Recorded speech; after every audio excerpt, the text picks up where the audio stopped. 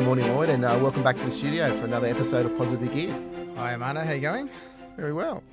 Up nice and early again this morning? Always. Oh, very good. Good to see. Well, I've got a question for you today. So it's 2025. Lloyd's a school teacher again and just about to start his portfolio. What would you do differently?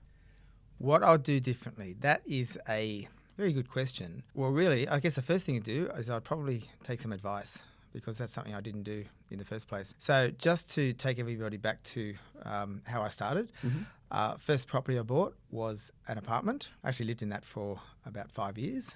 It was a new apartment, not off the plan, but a new apartment, quite well located, just by accident, just because I actually bought it where I was living before, so in the same suburb that I was living in. Which is in Rockdale in Sydney, close to the water, close to the train station, just near the shops. So all the things that make a pretty good sort of investment, but only by accident, really. So that was going back to about 2002. Yep. Lived there for about 5 years. The investment bug sort of caught me, and I didn't think I'd be able to do anything because I had no interest in sort of property at the time. I was sort of just teaching, and then I thought, what if I tried to buy another property? I thought, I might need to move into something bigger. So I thought I'd sell this property and then buy something bigger. I spoke to my mortgage broker. I think I might have read a couple of articles or something about how I don't have to sell my property. I could actually keep my property and buy another one. That's what I did. I got my finance in place for another property. So I bought another property and I moved into it and then used Rockdale as an investment, rented it out. And then I lived in the next property I bought for a couple of years, and then I moved out of it and moved into another property that I'd bought and then rented out my second property. The problem with that is I kept buying properties to live in and then they become investments. And that's not really a very good strategy. There's no strategy behind that. And they were just all in Sydney at the time and not necessarily in any particular suburb that made much sense, other than the fact that that's what I could afford at the time. And then, after that, I seeked a little bit of advice and then bought a really dodgy property in Blackwater. So once I seeked some advice on how to buy a good property, I was told to buy in Blackwater. Do you still have that property in Blackwater? I don't know if you answered that. You still have it? I do still have that property because it's a reminder of what not to do. Okay. And when people come to me and say, I really want to have a really high-yielding property, I don't mind where it is, I can say, you do mind where it is because I have one. Yeah. And this is not where you're going to buy your property. Is that like a case study in your office there, just sitting there for everyone to read? Yeah, it's just up on the whiteboard. Look at this property. You do not want this one. And then obviously a little bit after that, I started to develop strategies and start to really get into investing and then I guess in a sense... Well, what twigged in your mind to go along this path? Because you went from being a music school teacher to a property investor to a buyer's agent. Before we get into that, what I'd do differently though to start with is that I would actually rent vest, because at the time I was buying properties to live in and then I'd move out and then I'd buy another property to live in and things like that.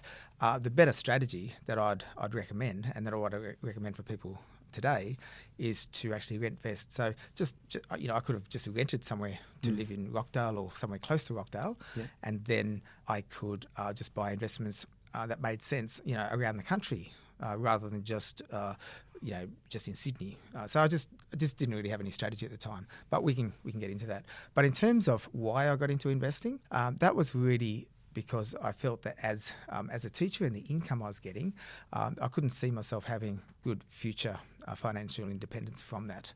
And while at the time I was enjoying, being a teacher, I couldn't really see like how I was going to set myself up and have, I guess I always had in my mind I wanted to have that dream home, and I was fortunate enough to be teaching in some nice schools, around the eastern suburbs.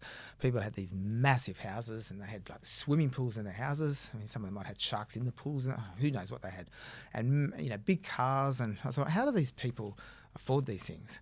And like, here's little Lloyd and he's got his little apartment and I'm travelling to these schools and I'm thinking there must be a way that people can afford these things. So that's kind of piqued my interest a bit. And I thought, starting something through property that's tangible is really what got me going. And obviously I started to read some literature, some books after a while, things like Rich Dad, Poor Dad, and then a number of other books and things. So what would be your top three books that you probably read back then? Would you read them again today? Rich Dad, Poor Dad was definitely a book that was quite inspiring. Not all the books I read, and I've read a lot of property books and by a lot of other. We don't have to mention all their names here. Well, they're actually, I've mentioned a lot of names in my own book. I've actually got recommended reading lists, which includes other sort of authors in Australia and stuff. And I've read those books. But some of the books that are my favourite books, though, are by sort of entrepreneurs and people that I find quite inspirational. So, for example, Mark Brewers and his book, What It Takes, is one of my favourite, and obviously he built up his Yellow Brick Road franchises. Of course, Jean Ellis, and she wrote The Accidental Entrepreneur. That was a book that I really enjoyed. So a few books like that kind of really inspired me in terms of how to get ahead in wealth. And I guess that wasn't so much property focused, but that was also just about building business and stuff as well, which I found sort of useful later on, I guess. So reading is important to get that education, things like that. But there's nothing like getting out there and doing it, making mistakes, talking to other people in the industry who've done things and sort of asking questions and stuff like that. But what I would have done differently would be just to have a plan, know what I want to achieve, and then start working to that plan. Because once I actually had a strategy in place, then I managed to achieve my goals sort of within a sort of a 10 to 12 year time frame. But of course, the first 4 or 5 years was probably wasted of that because I was just fluffing around, buying properties to live in, and had no real strategy and didn't really know what I was doing. All right. So once you then discovered that how I need a strategy and a plan, you put that in place, and you saw a huge difference in your return after you started doing that? Well, I think the main thing for me was the value add strategy. I bought a block of land, built a duplex. And I think the real turning point for me, and again, I didn't really know what I was doing at the time. And I bought a block of land, sort of did some numbers, but had never really worked with a builder before. Didn't really know what to expect. Did you find that very daunting when you first said, I've just bought a block of land and I'm going to build a house? I'm going to build a duplex. Yeah, it was a bit daunting. I mean, they were easy enough to deal with.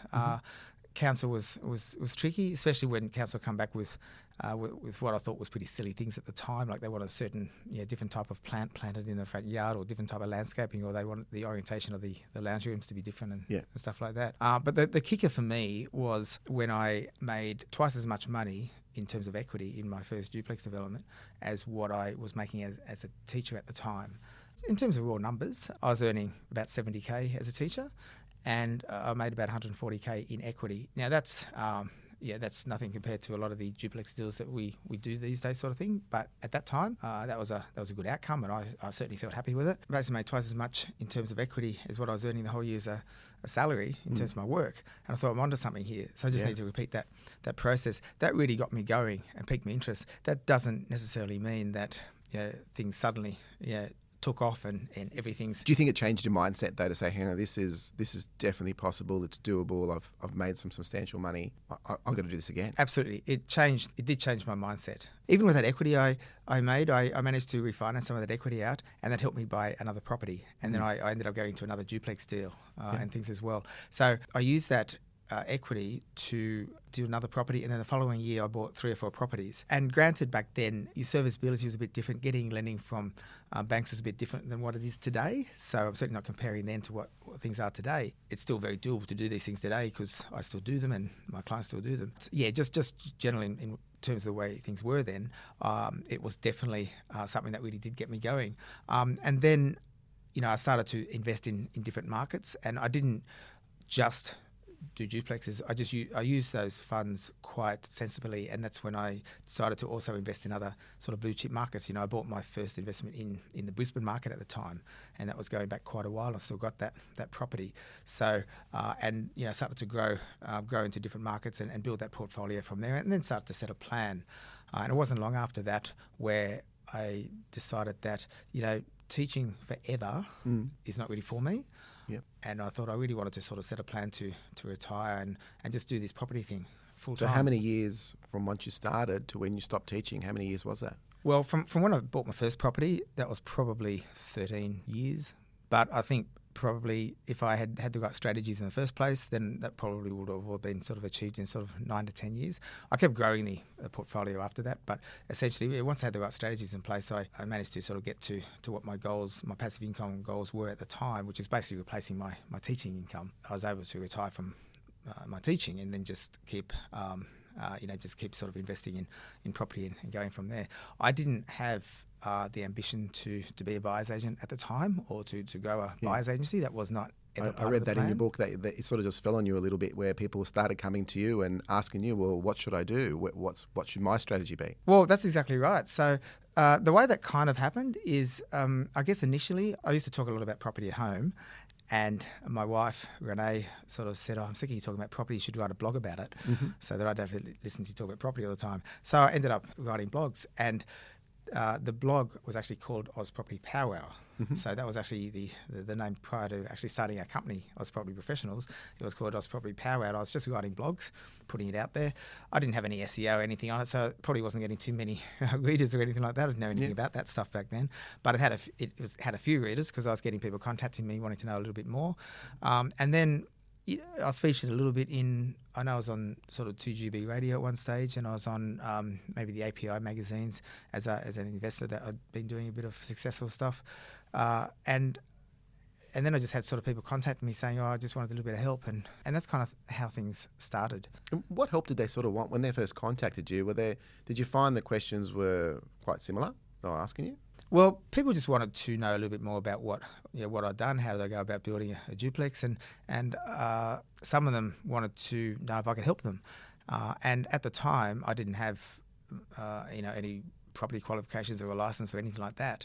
So I was just sort of giving them free, unofficial advice. I couldn't give them any proper advice, but I was just sort of giving them a bit of a helping hand and suggested they might like to do this, might like to do that, and stuff like that. That sort of evolved from there. And then I really enjoyed, helping people. And one of the things that I'd do would be to meet, people in sort of coffee shops and just have a chat to them about property. And I absolutely loved, doing that. And your wife was happy too because you weren't talking to her at night about property all the time. She loved it, and it's quite funny because nowadays I listen to her talking about handbags, but maybe I should tell her to go and start a podcast. Start a podcast or go to the cafe and talk about handbags. It'd be very, very popular. That's right. That's how it all started, and then I talked about it with Renee, and she said you should try to get something going and be able to help people officially. So that's when I went and did some study, got my diploma in property, which allowed me then to go and get licensed and things like that, and did a few other qualifications. The diploma, which essentially is a qualification that they allow you up to about 3 years to get, I did it in 3 months because I was doing it online. I was doing it at night. Yeah. And I'd get up at sort of 6 o'clock in the morning, go to work. I'd start teaching 7 o'clock in the morning. I'd knock off at 4 o'clock. I'd go home, and then I'd study all night and do the assessments and things till about 3 o'clock in the morning. I was literally having about 2 or 3 hours sleep every night for about 3 months. And I was just, bashing my way through the assignments and stuff. Got my qualifications done so that I could then sort of be licensed to sort of start the business and be able to officially help people in property and through being a buyer's agent. So that's essentially how that started back in the day. All right, and then what brought the book on, the first edition? The reason for writing the book was, I guess, a little bit different to why a lot of people write books. It wasn't for the reason of trying to sell my services or anything like that. I was happy at the time with the amount of clients we had, and we're quite busy. It was more, I thought I had a story, and I kind of should get it out there. So because I had a story of where actually retiring from teaching and getting into a sort of another profession and actually creating wealth through property and how I did it, I thought, I should sort of document that. At the time, I thought, no one's probably going to want to read this, but I thought I'd give it a go anyway. So I sort of talked about my whole backstory, starting from when I was growing up, and when I was growing up on a farm, and when I studied music at university and things like that, and a little bit about my teaching and how I fell into property. So he talked a little bit about what I guess been talking about today, and then talked about the strategies that I used with property. Talked about I guess we use case studies of some of my own investments and developments, but also some of our clients, not to show off or spruik what we do or anything, but just to show people what is actually possible, and that these are real people that came to me, and this is their situation, and this is what I help them do, essentially. So I just sort of put them there because people like sort of reading that kind of information and relating that back to themselves. It's relatable, and it's a bestseller, isn't it? It is the bestseller. So it's actually the best-selling property investment book in Australia for the last 10 years. So it's number one in that space, and it's the second best-selling book in Australia in that space of all time. So it's done very well. But that's interesting because I never never imagined that it would actually do that well. And yeah, when I was writing it, I was thinking like, who's going to read it? Yeah, Yeah. like for me, it's a good read. It is a good read. Yeah, no, appreciate that. But for me, it was just about getting information out there, and as I wrote the book, I sort of started to talk about the different markets. A lot of that around where I'd bought in. So I talked about places like the Newcastle, the Central Coast markets, and a few of the interstate markets and stuff as well. So it wasn't just case studies on what people had done, but it's also case studies on the markets themselves. Why would I buy on the Central Coast? Why would I buy on the Sunshine Coast? What are the demographics there? What the infrastructure like there? And just to educate people. And it's your thinking, it's your mind in there. It's your thinking of saying why I bought that. Yeah. So in 2025, Lloyd starting again. Really, it sounds like your best piece of advice is get as much information as you can. Absolutely, yeah. Just get yourself educated.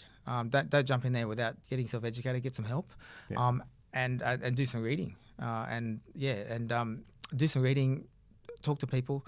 Don't jump in there until you're pretty well armed with what you need to know, because like the first investment you buy needs to be something that really does set you up well. So you need to be careful of that. That's right. We've spoken of that, so you can buy your second, your third, your fourth to create the income you want. We've now got a new book in 2025, the updated version. What's changed in the new book? Yeah, so in the updated version, I guess one of the things that's really important for people to understand is that the first version, which was released going back about 6 years now, 5 or 6 years, is that the markets have moved along. Construction prices have increased, during COVID. The markets have increased in general. We've had a lot of issues with inflation, with interest rates and things. But particularly when people look at case studies in my first book and the price points that's not that relevant to today. So I like to be sort of transparent with people, and when with people sort of looking at case study, then they sort of ring us up and have a bit of a chat, and they say, oh yeah, well I saw in the book you did a duplex for this much. It's not possible today. It's kind of like, well, actually we can't really do it for that much today. So I've kind of updated the book with case studies from today's market. This is how much people have spent today, and this is still the results that they got. So while it costs more to do certain types of projects, you can still get the results, and this is what the results are.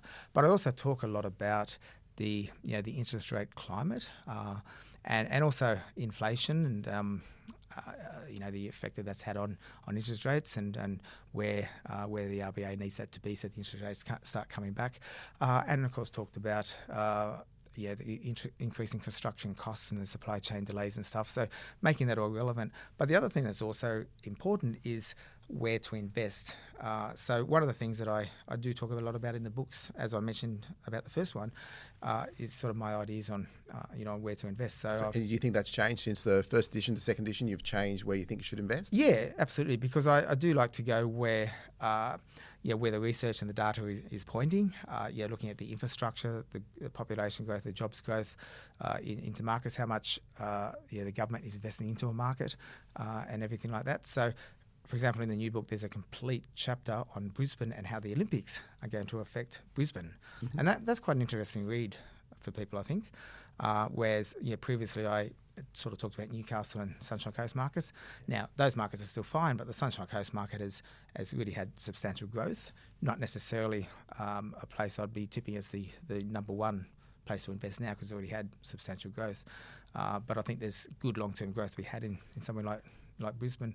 But I also go into detail about the other markets in the other states. What's happened in Perth, in my first book, I talked about how Perth had negative 13% growth from 2010 to 2020, and in that same decade, Darwin had minus 11% growth, while the Eastern Seaboard, all the states over here had positive growth. But then we sort of talk about, Perth's had been quite bullish, had quite a lot of growth the last couple of years. So where's that sitting now? And what's the potential for that? How reliant is it on the resources? Has that changed? Has my opinion on that changed? Because I'm quite well documented in sort of my opinions on Perth, but I like to sort of talk about how that's changed and things like that. Then we've got the Melbourne market and the land tax that's been brought in by the Andrews government. Andrews is not in government at the moment, but the Labor government is still there, and that land tax issue that they've got down there has really flattened the market there. So talking about that, so all those sort of things are sort of covered in detail in the book, just for people's general knowledge. And if for no other reason, to give people some information so they're armed with knowledge for when they go in and sort of start investing in the markets. Because I think with people, particularly if they're, you might be based in Melbourne and you want to buy close to home, which is something I never advise people to do. You should have a strategy in place, not just to buy close to where you live, but if you do wish to buy close to home, you need to be armed with the right information. It's like, should I buy in Melbourne as opposed to buying somewhere else? An example of that is that if you buy, say, a $400,000 property in Victoria, the stamp duty will be approximately $20,000. But if you buy that same property, that same price point in Queensland, the stamp duty is only about $13,000. So there's a $7,000 difference in stamp duty. So you need to understand those changes, because that's an additional cost to the actual price point of the property. So that's where you really got to get educated on what's right, where to buy. Do you have the cash available to buy the property, and is that going to affect your general cash flow over time and the yield on that property? And if people are looking to pick up your book, do you think they need to read the first edition and the second edition, or you think they're okay just reading the second edition now? Oh, I think they're okay just reading the second edition. So I think the opening chapter still talks about my background, which is I think interesting for people. Yeah, it's not just getting straight in and talking about markets. Yeah, and that's why I asked that question. So it's also they understand. talking about where I'm coming from and where I've been and stuff like that as well. Yeah. All right, so Lloyd, after reading all that, and obviously you've got a plan in your own head. So what's your ultimate goal with your books, your podcast? What are you looking for in the future? Okay, my ultimate goal in terms of my books and my podcast is really to educate people. And I think with my books, particularly with the first edition of Positively Geared, was dedicated to my first son, Riley, and my By Now was dedicated to Kaylin, who's my second son. That's my kid that was born during COVID, when my wife told me I should never write a book when she was pregnant with him, and that was a bit of a running joke we have then. So is there a third child? Is that what you're saying? There's no, it's not what I'm saying. Absolutely not. But that's a bit of a legacy for them to know that they've I've had something dedicated to them. But those books are just for I like to have that legacy for them, but also the education content for people and things like that. But my ultimate goal with investing is really to set up, there's a couple of things, but really to set up my family with everything that they need for the future. So my son's starting school this year, so I kind of set everything up really before the kids were born, but just so we're able to live in the home we want, send the kids to school and live the lifestyle we want, and to make sure that my wife and the kids are looked after into the future and things like that. So that's essentially that part of it. But the bigger picture for me is also what I can do for charity to help people sort of in the future. This is not something I talk about very much. I have mentioned it in Positively Geared, which is why I'm happy to talk about it now. It's not something I tend to talk about too much on social media or anything. But one of the goals I do have is to get over to Nepal and Africa and try to help with education, build housing for children that are less fortunate than we are and things like that. And when my kids get older, I'd like to sort of take them over there and sort of educate them on that, and so they can see who's less fortunate than them and all that kind of stuff. That's a goal that's kind of been in my personal head. Goals. Yeah, and that's a goal that's been in my head since back years ago I climbed to Mount Everest base camp, and also I climbed Mount Kilimanjaro, and then spent some time in these third world countries, and it's been and I've been to Africa a couple of times, so it's been a bit of a passion of mine.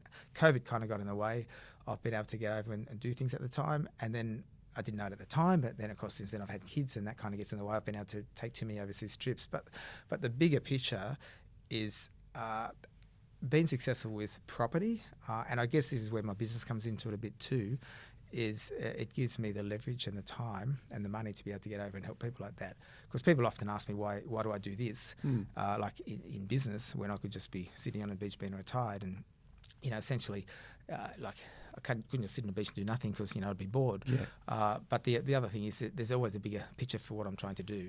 It's not because I'm trying to make more money personally, but there's just a bigger picture that I have in mind, and it's what I'm trying to sort of do long term. Okay, all right, very noble. All right, Lloyd, that brings us to our part of our podcast where we've got Ed's deal. So I'm going to put to you 3 properties today, and you're going to tell us if they're a good deal or bad deal. Are you ready? Good, absolutely. All right, let's start. So the first one is number 8A Gladstone Street, Mudgee. So I'm sure you know what that is. Price guide is 700 to 750. Land size is 1,690 square metres. The agent, I know you like them. Ideal opportunity to renovate or subdivide, subject to council approval. It'll probably rent for around $700 a week because it's quite a large home with a pool. The yield is 5.2% if you work it out on $700 a week. It's our first deal. Look, for me, it's got potential to subdivide. I think when you're buying in an area like that, it'd be nice to maybe you develop that and build a couple of holiday homes because you go there and stay there and you drink some good wine. Yeah. I always think that when you're looking at a price guide around 700, 750, that's quite high to be spending in a regional market like that. So, buying a home like that as an investment and just holding it as an investment like that wouldn't be the best way to spend your money, especially something with a pool. Yeah. So, you'd need to have a strategy where you're actually going to develop that. So, you need to have more funds to be able to actually knock down the place, get an approval in place, subject to if you can do that, and then develop on it. But it comes down to whether then you can actually make any money, depending on what you can actually build on it. Because, looking at that land size, you might be able to put in, maybe 3 townhouses, but looking at the cost of that versus already spending $750 on the block, the numbers may not work out. So I'll put that in the maybe. I need to look at that closer, but probably there'll be better opportunities around than that one. The next one I got is 25 Crest Reef Drive, Arcadia Gardens, Western Sydney. They've got a price guide of 1.3, must be sold. I don't think there's any development opportunity. It's a nice house, probably rent for about $800 per week near Quakers Hill. Have a look at that one. That is a no deal. Ah, So covered that, haven't we? If you are looking for a home to live in, and that might be the home that you want, that could be your dream home. As an investment, I wouldn't be spending, I like how they say auction guide must be sold. Yes. So auction could go for more than that. I'm pretty familiar with the area, but I wouldn't be buying an investment and spending that. That comes down to your strategy. Spending 1.3 on one property, you'd probably be better off spending maybe around 600 to 700K on an investment, and then you've got room left to spend by another investment. You could buy something like that with a much better yield, maybe in the Brisbane market, and then you could visit maybe the Adelaide or the Melbourne markets for something at a similar price. Buy 2 properties, both yield better, different markets, than spending it all on the one property. I'm not sure about capital growth there. I think that's a while off. Capital growth will be okay, I think, there long term. But yeah, it just doesn't make sense, especially with that yield. Why would you spend 1.3 in a market like that? 3.2% yield doesn't make any sense. Yeah. No. Oh, now, I picked this one here. This is a brand new duplex because we do talk about that and talk about in the book. So it's 52 Stone Street, Earlwood. It's on 235 square metres of land, for sale at $2.1 million. Probably will rent for about $1,500 a week, 3.7% return. But I thought that was just a good one to throw in because it does flow into our case studies from time to time. That, for me, again, would be a no deal. So that's just one side of the duplex. I'll look at that. Yeah, that's right. It's only one side. Again, that would be a home for someone. I wouldn't be spending 2.1 on an investment property. Think of what you could really do with 2.1 million. Yeah, and make some equity in some other ways. I mean, for 2.1, you could develop a duplex somewhere else. Yes. You You could could be buying a duplex site and... You could buy a site, you could engage a builder, you could pay for council costs, and I can think of a number of areas you could do that for probably 1.6 to 1.8. Yeah, but it's a good example to see what sort of money's out there, isn't it? Yeah, absolutely. But again, that's just a home for someone to live in, but not an investment. So I would say out of today's, I would say they're probably all no deals. I would take a closer look at the Mudgee one. But for me, it's probably going to be a no deal. There you go. I think that's a good lesson there as well. You don't have to buy it. You definitely don't have to buy it. And like I've said to you previously, we say no to more properties than we actually buy. And if we don't say no to them, we often miss out because we don't want to pay as much as what someone else does anyway. All right. Thank you, Lloyd. Hope you enjoyed the podcast. Pleasure. See you next time.